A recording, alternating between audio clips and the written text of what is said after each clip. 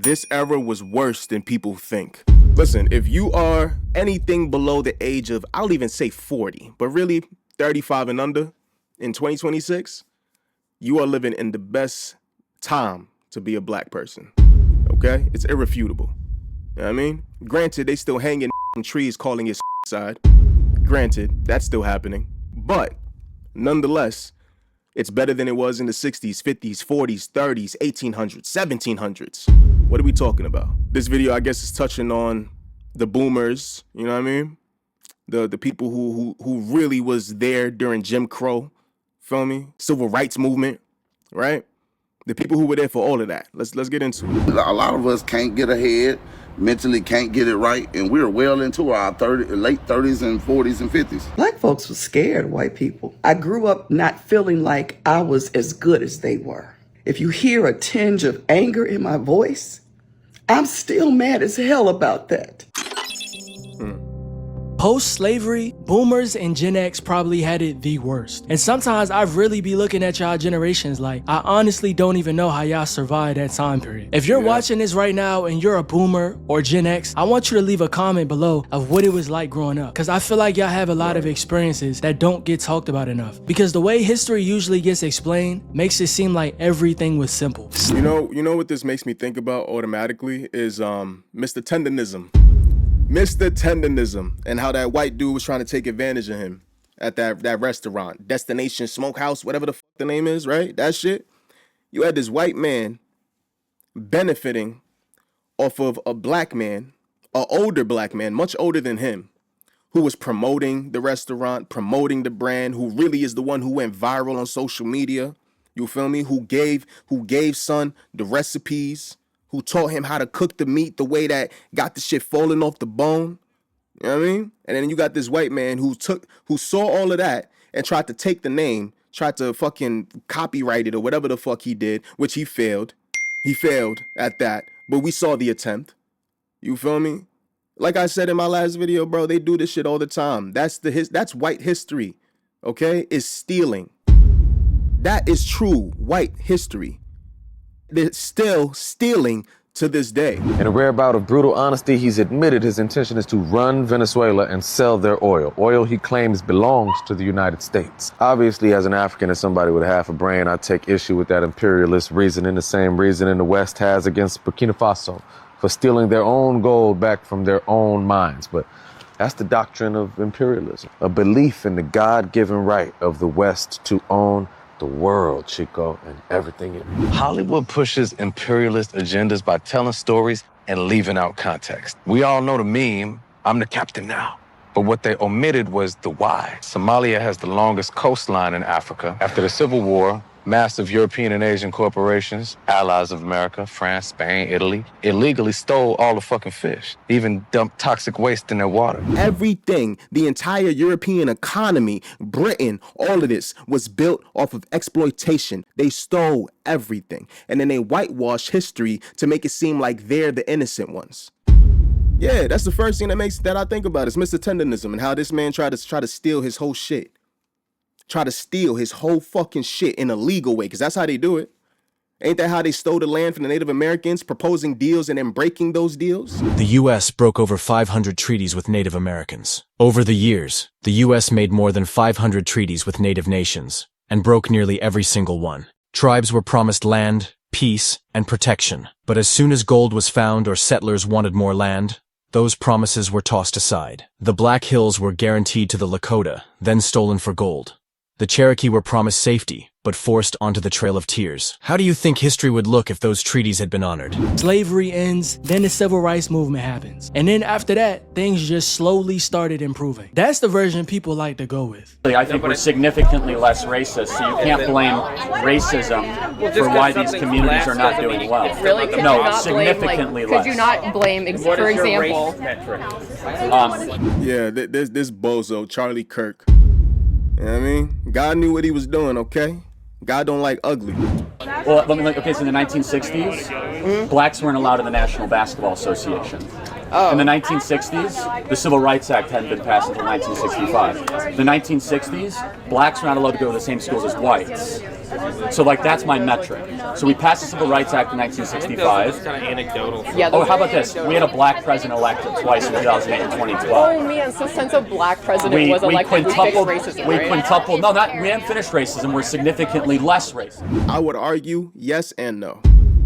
Yes, because like I said, living today in 2026 is the best time to be a black person as opposed to the 1960s, 1860s, and before, right?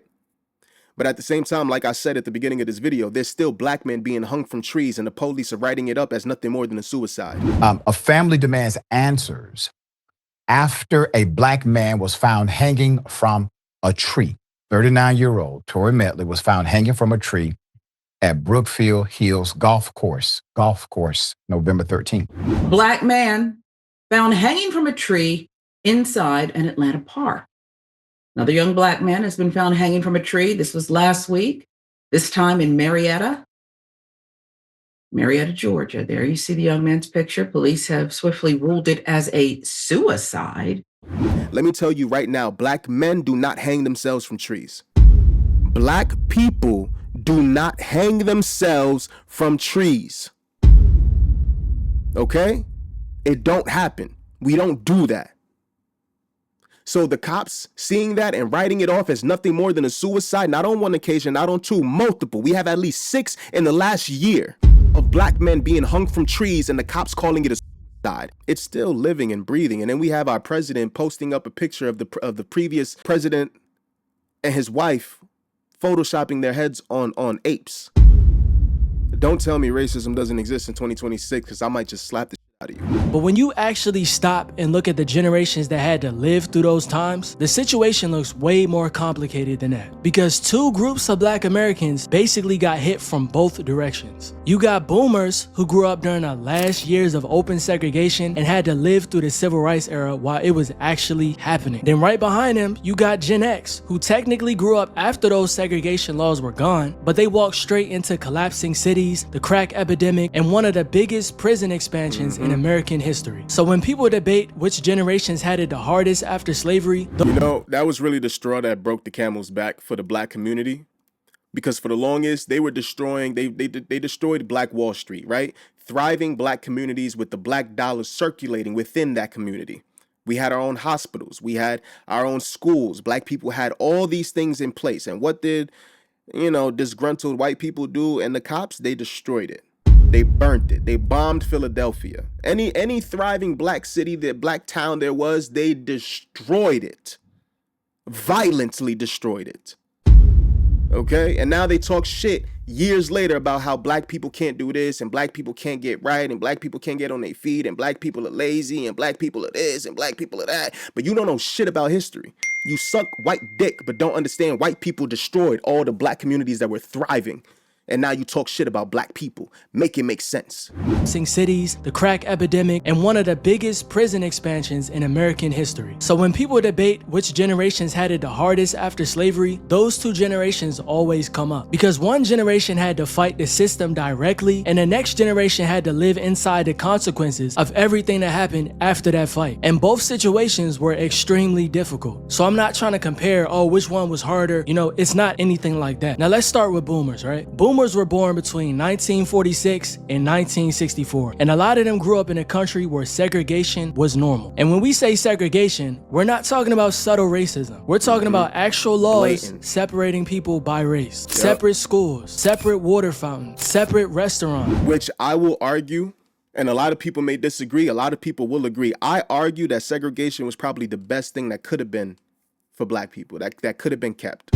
And I don't say that to be make an egregious claim or seem like I'm insensitive or don't want diversity. That's not the case at all. But when black people were segregated is when they were doing the best. Why? Because you didn't have white people fucking shit up, making it seem like they're being all egalitarian when in reality, they're handicapping the black community.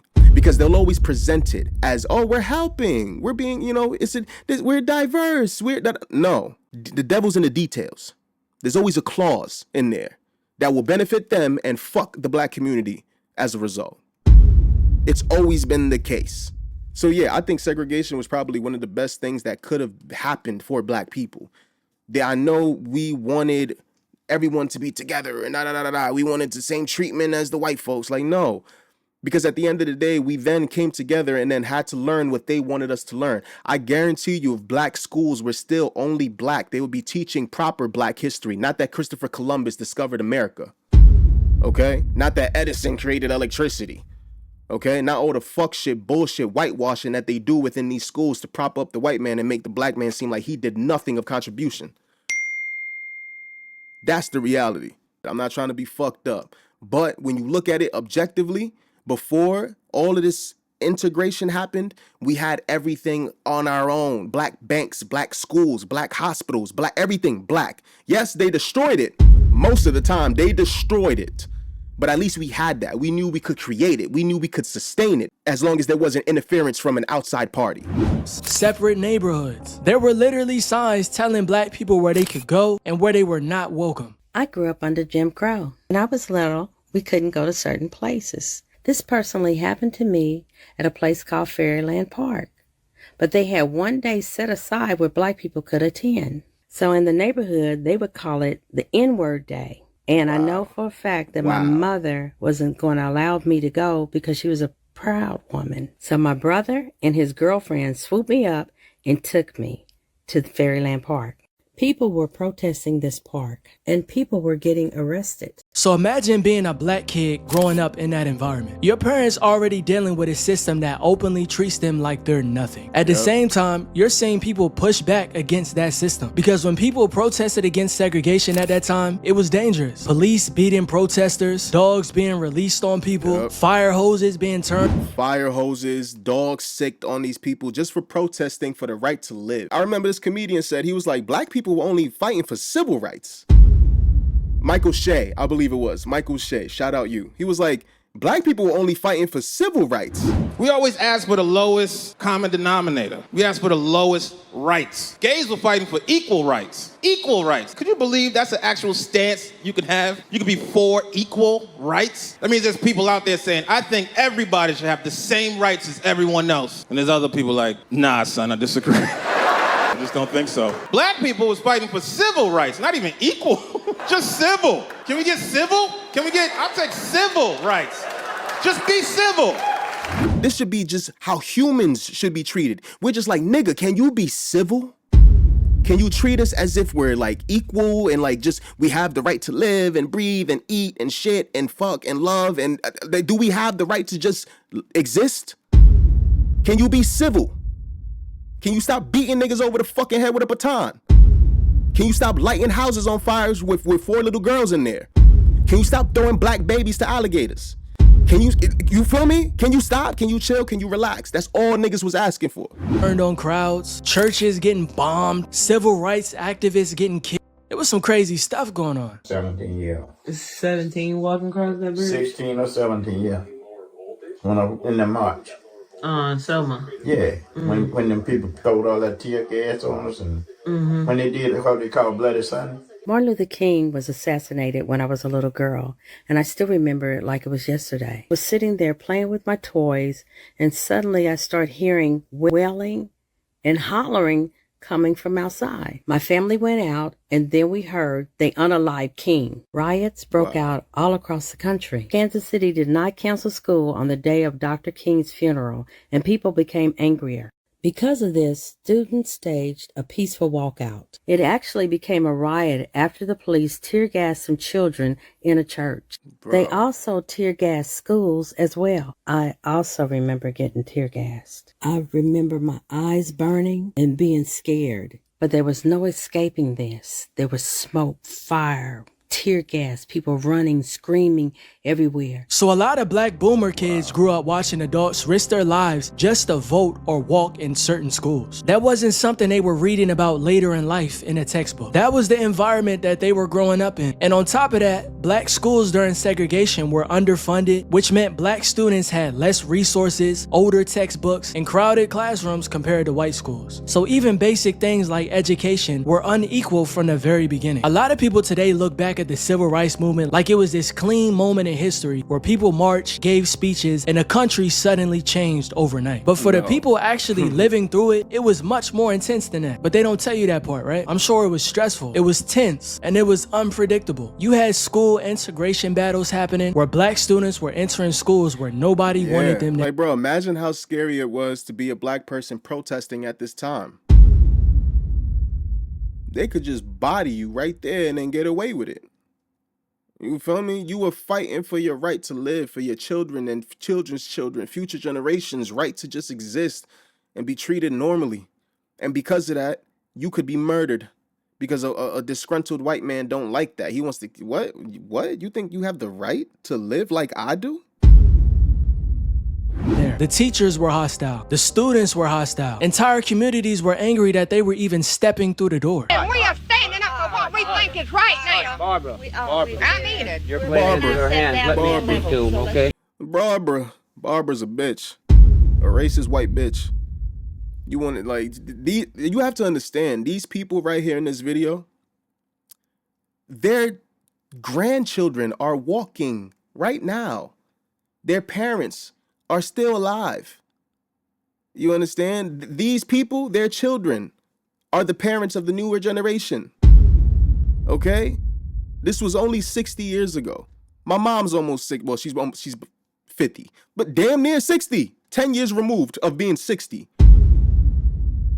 This is not that long ago, people, okay? This is not that long ago. It hasn't even been a century. It hasn't even been 100 years since this was occurring. When you had white people aggravated, fucking offended, and just furious at the thought of a black student going to school with their white kids. We're 60 years removed of that. Not even half, you feel me? Like a little over half a century. Half a century. And you think that this isn't embedded within the generations after her? Her children, her children's children, her grandchildren, her great-grandchildren, all of that? Okay. In the name of God, how much more are we supposed to take? Take from what? From you people. I mean, you people. You sound like I'm a dog or something. You people. You feel me? They've always seen black people as something like, because of you people. Well, you people raped our women. You people fed our children to alligators. You people stole us from our land and put us to work so that we could raise your economy. So if you want to play the you people game, we could play this. We got a lot of ammo, okay? We got a lot of ammo on y'all. Y'all be acting like y'all so fucking innocent and angelic and perfect. You are anything but. Those who trespass against us, and lead us not into temptation, but deliver us from evil. Amen. We want freedom! We want freedom! We want freedom! Look at Shorty. Look at her. Fuming out the mouth. We want freedom! Bitch, you're a white woman in America. You have all the freedom. This was in the 60s, 70s. What freedoms don't you have? Maybe against your own men, because y'all rather fight against black people than the own patriarchy that you're subjugated to. You feel me? Let's keep it a band. Now you have all these, and even then, a lot of white women are still fine with white men patriarchy as long as black and brown people don't benefit. There's a lot of women today who think like her back in the 70s. So imagine being a teenager and walking into a building where the whole school already hates you before you even sit down in class. That's crazy. That was real life for a lot of boomers. And even after laws changed, attitudes didn't just automatically change overnight with them. So boomers grew up in an environment where progress was happening, but resistance was happening at the exact same time. So you had these opposite forces fighting against each other. What happened to you today? When I went to school, this was my first day going to school. When I went, the principal told me not to come back anymore to his office. And that kind of environment puts a lot of pressure on a generation. Black families were organizing in churches and community groups to support the movement, which meant kids were growing up surrounded by activism and political awareness. So a lot of young people during that era learned early on that social change requires sacrifice and unity. Now, of course, that has some pros to it, but a lot of their childhood was stripped away due to circumstances that was completely out of their control. Then comes Gen X, which was born roughly between 1965 and 1980, right? right? On paper, things were supposed to be better for them. Legal segregation had already ended. Civil rights protections were in place. And the country was supposed to be moving forward. But the reality of a lot of black Gen X kids growing up in that time was not like that at all. By the late 1970s and 1980s, a lot of American cities were struggling economically. Factories were shutting down. Manufacturing jobs were disappearing. And those jobs were important because they helped working class families maintain stability. So once those jobs disappeared, entire neighborhoods started feeling the impact almost immediately. Income dropping, opportunities shrinking, and black families trying to figure out how to keep up financially. When they open up the door, they push you in. So they had followed me all the way around when I was going in, and I had this newspaper. So I was inside, but my arm and hand was on the outside. They almost broke my wrist. Today, there is almost no local industry in the South Bronx. There are few jobs for the people who live here. 1 out of 3 is unemployed. The per capita income here is 40% of the national average. 1/3 are on welfare. And when that instability was happening in a lot of communities, another major problem appeared right behind it. You got it, drugs. At the same time, city governments were dealing. Like, you have this impoverished group of people. Where are they gonna get guns from? You ever thought about that? These people could barely afford their rent. They could barely afford to feed their children. They can barely afford to live. Where did these guns come from? Where did these drugs come from? But people don't like asking those questions. They just want to assume black people ain't shit. Black people are this, black people are that. They're horrible people. They're disgusting. They're fucking evil. They're violent. They're criminals. They're thugs. But never ask how the situation got to where it currently is. Who funded it? Who benefited from it? And when you start peeling back the layers, you start realizing who's really in charge, who really funded all these things. You know what I mean? But most people are too stupid to see that. They just see the propaganda that the mainstream media perpetuates. And black people are evil. That's it. That's how they are. That's who they are. Dealing with budget cuts and declining tax revenue, which meant fewer resources for schools, housing, and public services. So a lot of black communities were facing multiple problems at once. Then we got the crack epidemic. During the 1980s, crack spread through black neighborhoods and had a major impact on our communities. What do you got there? All crack bottles. What do you have there in your other hand? Looks like a needle top. Kids. That shit picked up. That's dangerous. On that note, guys, that was really sad to see. I'm not gonna lie. I'm good. I'm gonna put the link for the rest of the video. There's like 4 or 5 minutes left. It'll be in the description. Feel free to go check that out. But yeah, man. If you are a Gen X or a boomer, and I know a lot of the people who watch my videos are 30 plus. Like, I don't have people, teenagers, none of that. Like, people who watch my videos are 30, 40, 60, 70. You'll be surprised. If you guys are watching this video, please let me know what it was like for you growing up as a black person within American culture at that time. I really want to understand it more. And not that I don't already, but I want to hear from your, I want to hear your anecdotal personal experiences if you're willing to share. All right. On that note, I'll see you guys on the next one. All right. Peace.